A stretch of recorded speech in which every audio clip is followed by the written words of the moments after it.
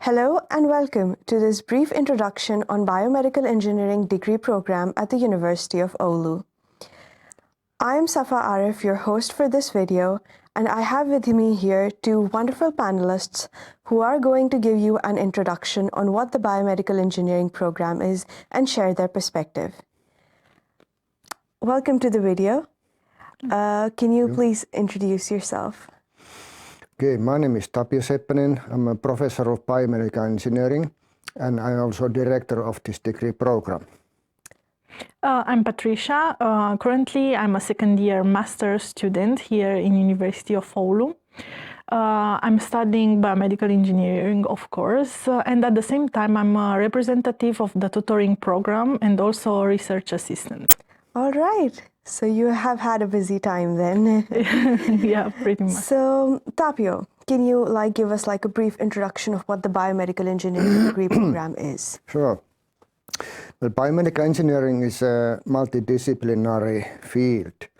So it tries to integrate technology, medicine, biophysics, natural sciences, mathematics and physics all together to establish something that can be used for improving human health and well-being.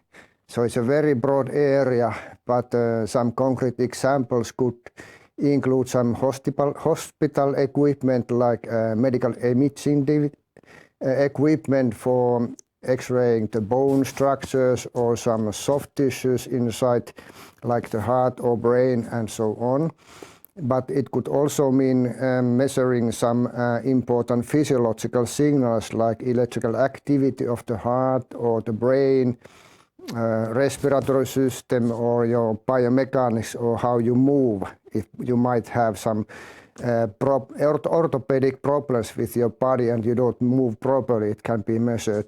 But it can also mean consumer products nowadays. Then we call it more like a health technology products that you can use for following your own disease state or health state anytime and monitoring perhaps in home conditions or even measuring your heart rate when you are doing exercises, physical exercises, and all that is also part of biomedical engineering. That's quite a wide range of biomedical, yeah. How did you end up studying biomedical engineering, and then why did you come to Oulu to do it? Okay, so with a background in biomedical engineering back in my country, I just wanted to pursue my studies. And taking into consideration Finland's excellent, how can I say, educational system, I decided to apply to a university in Finland. But after this, I started my research on universities in the whole country. And I ended up deciding that University of Oulu suits to my needs, and it is what I want. So yeah. Yeah, that's good to hear. So while what is the kind of the background that applicants need to apply for this program? Because it has quite a wide discipline. So, yes. Do you have some basic criteria? Yes. There are multiple fields from where the student could have the previous degree. For example, information technology, electrical engineering, maybe software engineering, electronics, telecommunication, but also from like biophysics and maybe physics and mathematics as well. And surely biomedical engineering degree, bachelor's degree in the previous studies, of course. So quite a broad range, and also we receive students from mechanical engineering field. All right, that's interesting. Quite broad areas, but what is important is what they have actually studied in the courses, and those are the things we are looking into in detail. All right. And is there any kind of skill set that you look for in applicants? Yes, now that we have this new degree program, which is 5-year actually, and now we are talking about the 2-year master's stage of that. there are quite different specialization areas. So we have to consider each of those 3 specialization areas when we are selecting new students. So some of them could come from computer science, for example. They have good mathematical background and programming skills. They are important because in most of the study lines, or even in most of the courses, students do some processing with the data, writing some analysis, algorithms and so on, testing with data. So that kind of skills have they studied programming, some mathematics and physics in their background. Those are the key ingredient. But now we also check their background in electronics and software in case they could be interested in selecting that kind of specialization in the program. Yeah, all right. Do you have any tips for the applicants who are applying for the application process, as you have applied for the same 2 years ago almost? Yeah, I would suggest to new applicants to do their research to see what type of program, what university suits them the most. And at the same time, I would recommend to be patient, because sometimes it might it might become overwhelming because it's a long process. Even if you have to be patient enough, you can still do some kindly follow-ups, because even for the academic affairs might be a hard time during those busy days. Yes. Yeah, that's it mostly. So was it like the application filling part hard, or was it easy? Like, did you do it yourself, or did you have some help, or you hired an agent to do it? What was your process? It wasn't that difficult, but as I said, it might become overwhelming, and you need to keep your patience until you have the final acceptance from the university. Yeah, I did it myself, and here I want to mention for the applicants outside EU that they have to do some extra steps. For example, the visa thing.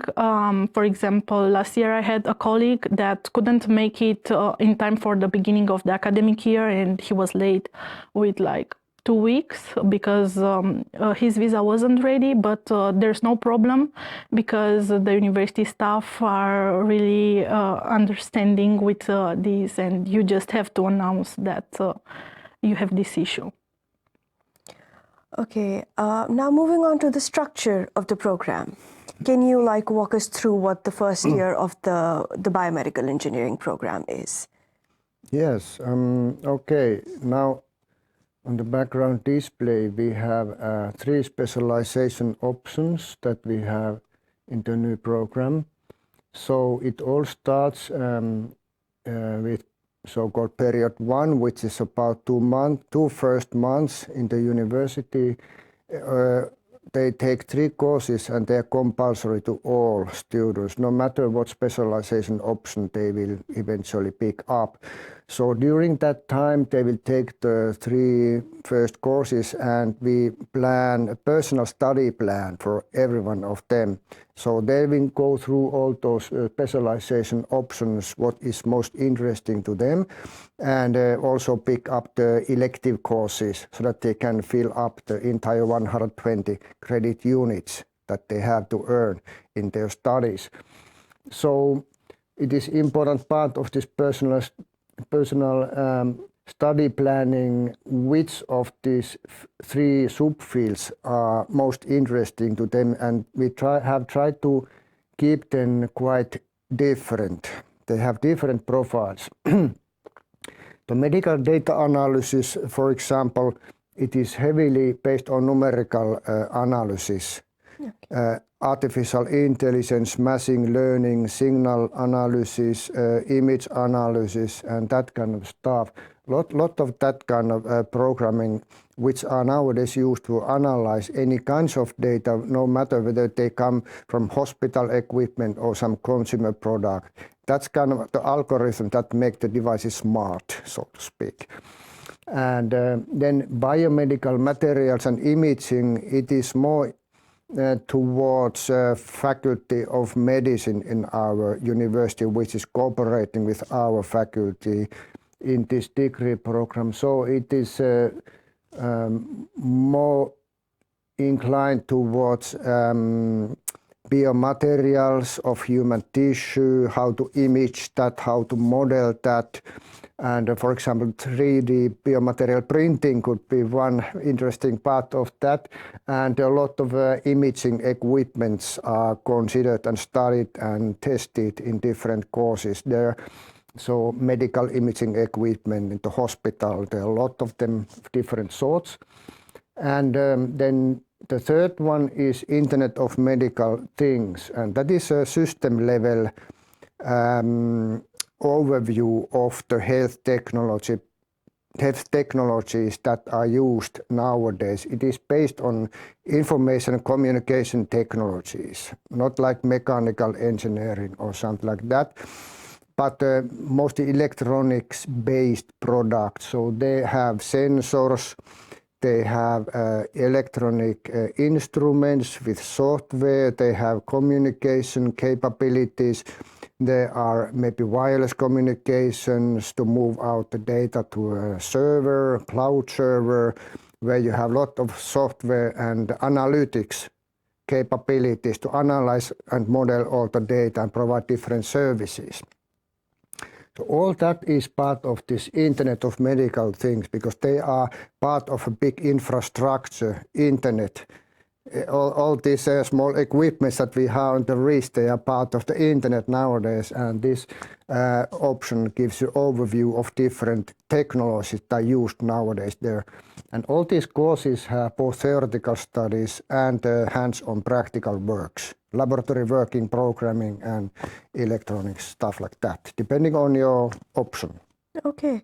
So like, is it possible for students who are doing one specialization to choose courses from the other specialization in their optional? Yeah, that's a very good question. Student has available elective courses that they can put quite a handsome number to fill up to 120, so they can go deeper in their specialization option if they want, but they can also broaden their view by taking courses from the other two options. It is up to the student to decide, because they know better what's their vision for their future career is. True, true. Oh, okay, and part of the second year Yes. is the master's thesis. Okay. It basically takes some 8 to 10 months full-time work within a university research group, an industrial company, research institute, maybe even hospital. It's all contract-based, so student gets salary for doing that. And that's a very important part, and it's 30 credit units, quite a lot of work. And during the first year and second year summer, there's the compulsory internship as well. Okay. It could also be at the industrial company. That is the case with most students, but also at the university, wherever a suitable place. There then should be a continuation towards their master's thesis in the second year. Okay, so that's a good amount of research work during the degree program. Mm-hmm. So Patricia, it's your second year now, so have you already completed your internship part? Yes, I completed my 2 months of internship in a company based here in Oulu. Its expertise was in pain management, and I had a really good time there. I liked that they understood that I'm a beginner in the field, and they offered me enough time to do my documentation and understand the project. But currently, as I said, I'm part of a research group, the Mululaz group here, and we are developing cutting-edge device that works with the lymphatic system of the body. Yeah, my team is awesome, I can say. They are very helpful, and I'm feeling that like I grew a lot here in the research group, and it boosted my confidence in terms of programming skills. Okay, that's really interesting, and your research work does sound very interesting. Yeah. So now we know about like what the course structure is. Moving on to like what are the different methods of evaluation for these courses? Is it like a one size fits all for all of the courses, or is it different? Yeah, it varies from one course to the others. And in many of the courses we have a final exam, but not with all. Some courses have intermediate exams as well, or only exams maybe every month. And in some other cases it's a continuous assessment, so everything is assessed when the student proceeds in the course. And maybe in the laboratories, for example, they are assessed all the time, and students get some points, earn some points there, and all those will affect the final grade. And in some cases, students can work together as groups and sometimes independently, and they will probably prepare a technical report of some sort. Also at the end, that also can be assessed and could affect the final grade as well. In some courses, we only have pass and fail grades available, while in others grading from 1 to 5, and that will depend on the nature of the course, and both of them are possible depending on the course. All right. So what was this different from how you had studied in your bachelor's degree? Yeah, it's completely different. Okay.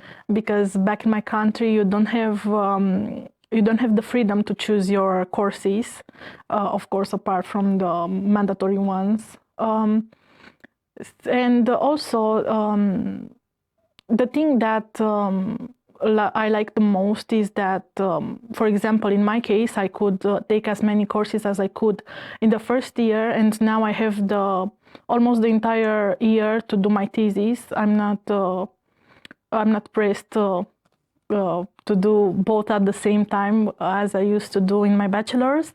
And also with the grading or the exams, I like that you can choose sometimes in the exam room. When you have the exam in the exam room, you can choose the date and the time, which you couldn't in my previous degree. Okay. So there's a lot of flexibility in Exactly. All right. And then what is the degree when the students graduate? What is the degree now that they will be getting? All the students are enrolled in the Faculty of Information Technology and Electrical Engineering. So it's an engineering faculty, and all of them will get the degree of Master of Science in Technology. They get the diploma at the end. Okay. That's the only degree certificate that are offered to students. They all get the same degree. And so basically Master of Science in Biomedical Engineering. So it's engineering degree. Okay, so thank you for clarifying that. And now, like, one of the most important aspects when students and applicants look into applying is what are the future job prospects. Mm-hmm. So after completing this degree, what are the different fields that, the different career paths that one can take? Yes, in Finland, this health technology industry is very wide. In Oulu, we have very big ecosystem, different companies and hospitals, several hospitals and research institutes, and university, of course, and the University of Applied Sciences. There are a lot of different kinds of job opportunities. In all major cities in Finland, this health technology industry is growing fast. In fact, this health technology is the biggest export business in high-tech industry in Finland. Okay. So it's huge. We have a lot of companies. Some of the companies in Oulu region are startup companies, but then they are also global leaders in the field. So all kinds of companies of all sizes. So when a student gets a degree here, in this degree program, the most of the students will start working as R&D engineer in some industrial company. So research and development of future products in the company. Most of the students will have that kind of job in the future. Some of them might want to have a PhD instead, for example, and our university offers also PhD positions every year. So students can move on until PhD degree as well and stay in the academia as a researcher or lecturer and so on.